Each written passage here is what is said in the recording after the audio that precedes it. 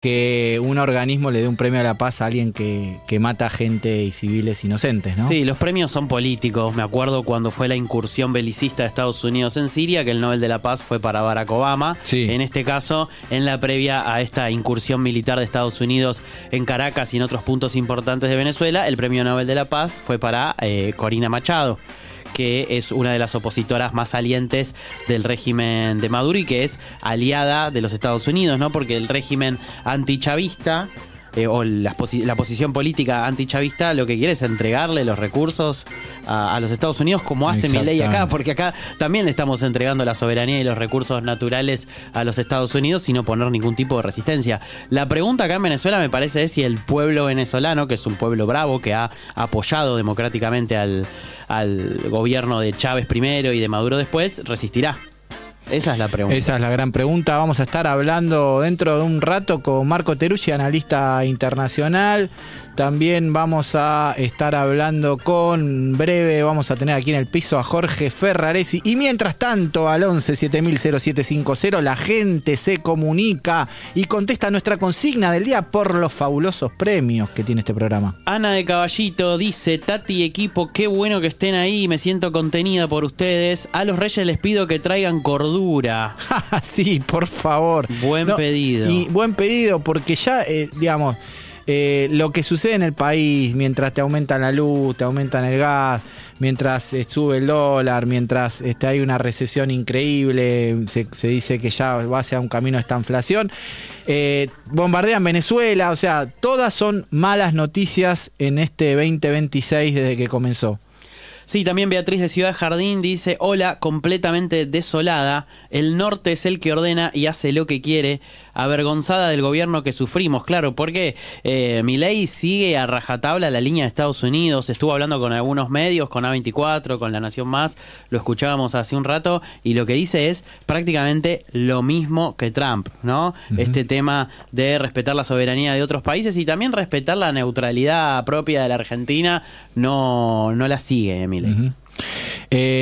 También últimas noticias, Colombia también cerró la frontera con Venezuela y algunos medios están mostrando el ataque al cuartel de la montaña, que es donde está el mausoleo de Chávez, donde está el cuerpo de Hugo Chávez. A mí me tocó ir a visitar ese lugar y saludar al comandante Hugo Chávez. Hay que ver y confirmar qué sucedió con el cuerpo de Hugo Chávez, porque está ahí su féretro, y habría que investigar. En breve lo sabremos qué pasó con el gran comandante bolivariano. Sí, porque además de atacar lo material y lo que les interesa, que son las reservas de petróleo y la injerencia en el gobierno de Venezuela, también los yanquis se preocupan por lo simbólico. Tal cual. Suelen ultrajar lo simbólico, como pasó en Argentina también en la época de la dictadura, por ejemplo, ¿no? Así es. Bueno, vamos a estar hablando de este tema con Marco Teruggi. Él es sociólogo, periodista. En este momento está viviendo en México. ¿Es así, Marco? Buenos días, te damos la bienvenida a Charlie Pisoni y Fede Pasos. ¿Qué tal? Muy buenos días. Así es, estoy viviendo en México y viví antes muchos años en Venezuela. Ah, bueno, entonces podríamos decir que conoces el tema como periodista y cronista, que trabajaste en distintos medios, Sudestada, Resumen Latinoamericano, Revista Anfibia, entre otros. ¿Podés a prima vista hacernos un análisis de cuál es tu visión de lo que está pasando hoy en Venezuela? Sí, claro. De hecho, estaba hablando recién con varias personas que están allá en Venezuela para intentar entender en qué momento estamos, porque primero está lo que se sabe. Lo que se sabe son los bombardeos que hubo en Caracas, centralmente sobre objetivos militares como el Fuerte Tiuna o la base militar La Carlota, que está en el centro de Caracas, pero también en La Guaira, que es el puerto que está a media hora de Caracas, en otro puerto, en Niguerote, que está a 1 hora y media más o menos, y hubo una operación de secuestro del presidente Maduro y su esposa Cilia Flores, que Cilia Flores además es una de las dirigentes políticas del gobierno, y a partir de ahí hubo una serie de pronunciamientos que dieron cuenta de que el gobierno seguía a pesar del secuestro. Habló Delcy Rodríguez, habló el fiscal general, habló el ministro de Defensa, habló Diosdado Cabello para decir que cambio de régimen como tal, como lo dicen en Estados Unidos, no había habido. Ahora bien, la pregunta ahora es en qué momento estamos. Y esta es una pregunta en base a varias como cuestiones que pasaron. La primera cuestión que pasó, que mucha gente pues la está comentando o pregunta, es que fue una operación que entró adentro de Venezuela, secuestró a Maduro sin, por lo visto, una resistencia demasiado grande, lo cual lleva a presuponer que hubo un nivel de complicidad interno fuerte. Es decir, que fue una acción militar de Estados Unidos, recién Trump estaba hablando en Fox, junto con sectores militares venezolanos. La pregunta es si ahora están negociando que se vaya los que está del gobierno venezolano, o si el gobierno venezolano al contrario logra estabilizar la situación y asume, si las cosas se dan como están pareciendo, Delcy Rodríguez, que es la actual vicepresidenta. Claro. Pero todo eso es la pulseada en este preciso momento. ¿Y en Venezuela el pueblo venezolano está preparado para una incursión semejante? Porque en los archivos hay un montón de declaraciones históricas, tanto de Chávez como de Maduro, hablando de una posibilidad, de que siempre fue una posibilidad esto. Es decir, ¿el gobierno de Venezuela estaba preparado para esto?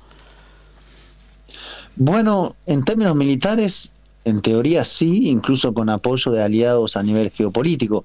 Por eso la pregunta es qué sucedió para que la incursión fuera tan efectiva y tan precisa de cara a secuestrar a Maduro y a Cilia Flores. Por eso ahí entra toda la zona de pregunta. Ahora bien, después el pueblo venezolano, digamos, esa categoría, ha pasado en los últimos años por una gran cantidad de acontecimientos de altísima violencia política, pero nunca algo así. Nunca había habido un bombardeo donde la población, lo que me dicen ahora los que están en Caracas, está guardada en silencio y expectante. Porque salir a la calle, algunos han salido a defender a Maduro y están manifestándose por el Palacio de Miraflores, pero la reacción principal es ante un bombardeo que no forma parte del repertorio de lo que se conocía en Venezuela, un repliegue a la espera de que pase algo más, si es que pasa algo más. Y eso es lo que nadie sabe a esta hora. Si efectivamente van a estabilizar, si habrá otra réplica de un ataque, si esto queda acá, si queda acá, de qué manera, si ahora viene una negociación. Esa es la zona de la especulación total. Claro, sin duda. ¿Podrías decirnos, aparte de la cuestión política con respecto a lo que sucede en Venezuela, ¿hay algún interés económico atrás de todo esto? ¿Vos ves un interés económico de Estados Unidos, por ejemplo, por el petróleo de Venezuela? A ver, Estados Unidos tiene dos argumentos públicos y un interés real. El argumento público hacia adentro de Estados Unidos es la lucha contra el narcotráfico y las drogas. Eso es lo que vende como producto mediático a la sociedad estadounidense. Maduro es el enemigo público porque él es el que hace que la sociedad estadounidense esté afectada por las drogas. Ese es el argumento hacia adentro. Luego tiene el argumento hacia la oposición venezolana, que es decir, el restablecimiento de la democracia, los derechos humanos, etcétera. Ese es para ese sector. Ahora, el propio Donald Trump dijo hace un mes, creo, que lo que quería era recuperar el petróleo que Venezuela le había robado. Imaginémonos el nivel de desparpajo en la afirmación. Acá estamos, yo creo que hay que marcarlo en lo que el propio Estados Unidos ha dicho en su documento de seguridad nacional, que es que el objetivo hoy principal de Estados Unidos es recuperar el control de América Latina y el Caribe. Eso tenía que ver con una serie de elecciones que hubo este año y otras que habrá en 2026, sobre todo en Colombia y en Brasil, y resolver por una vez por todas, después de 25 años en la cabeza de Estados Unidos, la cuestión del poder político y económico en Venezuela.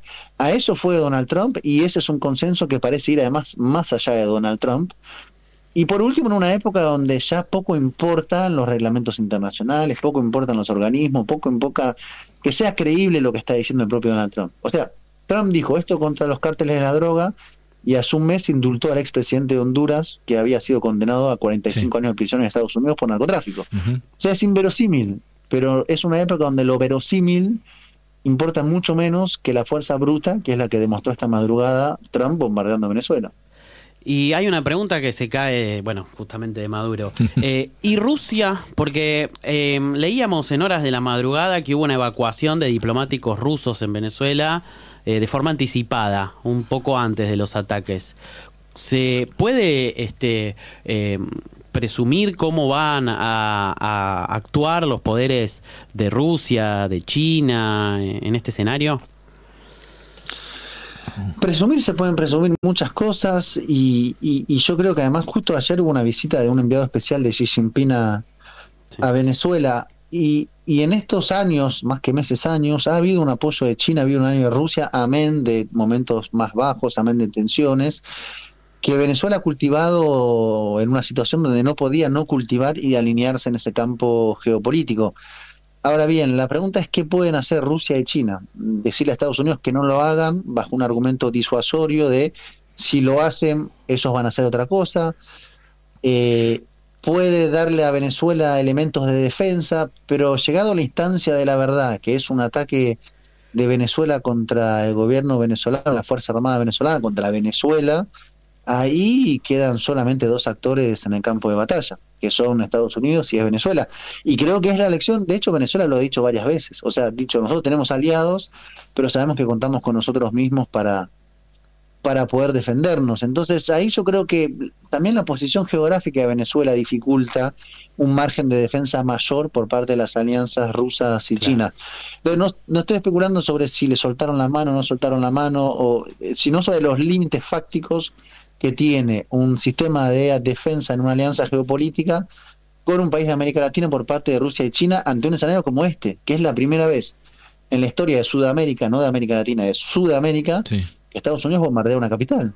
Es cierto. Siempre lo había hecho a través de terceros. Es cierto. En Chile fue la Fuerza Armada chilena, en la Plaza de Mayo fueron las Fuerzas Armadas argentinas, pero es la primera vez que toman la decisión de directamente lanzar un operativo militar. Es un cambio de época que está ahí delante nuestro, preocupante. Es cierto lo que afirmás. Recordábamos también que hace 33 años, en 1989, Estados Unidos atacó Panamá, pero como bien vos decías, de Sudamérica es la primera vez que lo hace en primera persona.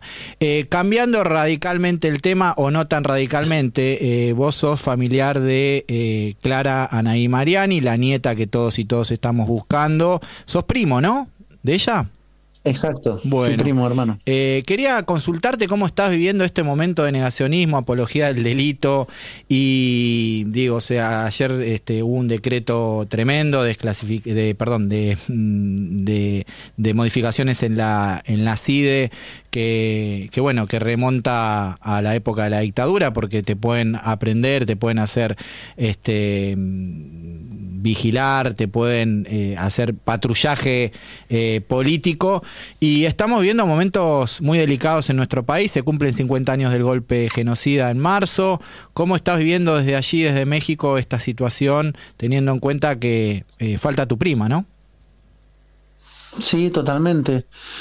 Bueno, primero creo que estamos ante un cuadro de un autoritarismo reaccionario, tal vez para poner algún tipo de categoría ante lo que estamos viviendo, ¿no? Un gobierno autoritario que tiene un proyecto de reacción y de restauración y de beneficio para los sectores económicos, yo diría incluso más extranjeros que nacionales, ¿no? Que se benefician con todo esto.